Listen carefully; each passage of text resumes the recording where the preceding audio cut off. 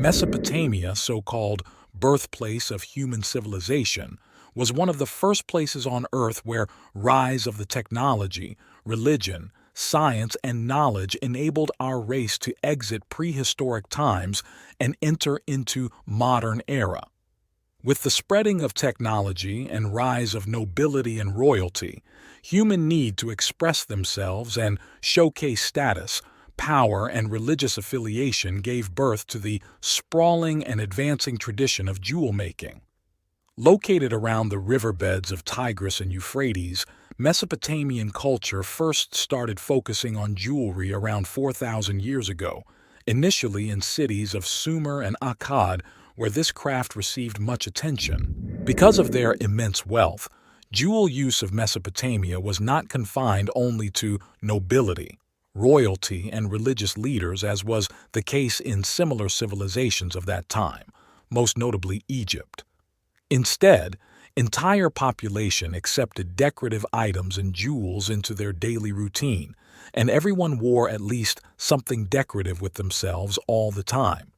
Some of the most popular decorative items that were worn by both men and females were ankle bracelets, silver hair rings, gold earrings, hair ribbons made from thin gold leaves, elaborate hair beads, medallion pendants, signet rings, amulets, and cylinder seals. Jewelry production was not only confined to the central regions of Mesopotamia, but was spread across all the territories of that ancient kingdom, from Assyria to the Babylonian cities of Nineveh, Ur, and Sumer. Because many of the precious metals and gemstones could not be found in Mesopotamia, such as electrum, jasper, onyx, lapis lazuli, sardonyx, agate, and silver, they imported them from Anatolia, Egypt, and Persia, modern-day Iran and Afghanistan. Some of the more rare raw materials such as lapis lazuli, ivory, carved carnelian beads, and exotic hardwoods were imported from 1,500 miles distant Indus Valley in India. Their jewelry had many motifs. Most notably, they used leaves, branches, twigs, grapes, cones, spiral objects that were imprinted into the jewelry by the means of engraving, granulation, filigree, and many other techniques. One of the most popular decorative objects was the large cylinder seal, made from jasper, serpentine, chalcedony, or soapstone, which was engraved with scenes from their past, mythology, and cuneiform text, and was sometimes used as a mark or seal for shipments of merchandise. Large quantity of Mesopotamian jewelry is still preserved today because of their tradition of burying and carrying jewelry into afterlife. Elaborate hairstyles were important for both men and women in Mesopotamia. The kings began to wear a full beard and long braided hair tied in a large bun at the nape of his neck. Women continued to wear their hair long, twisting it into large buns that covered the top of the head to the base of the neck, and adorning it with ribbons and pins.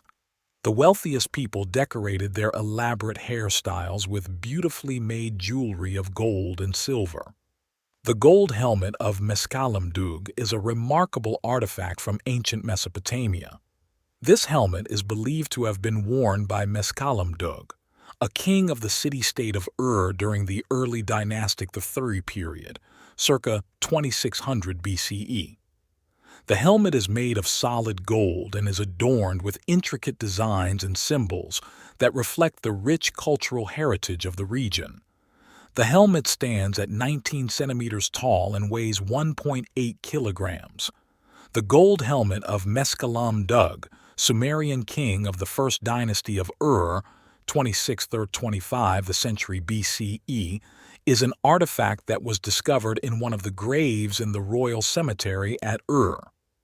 The gold of the helmet was expertly formed to resemble the hairstyle popular for men of the time, waves around the face with a bun tied in the back. This grave was found to have belonged to an ensi, roughly translated as ruler, of Ur by the name of Meskalāmdug.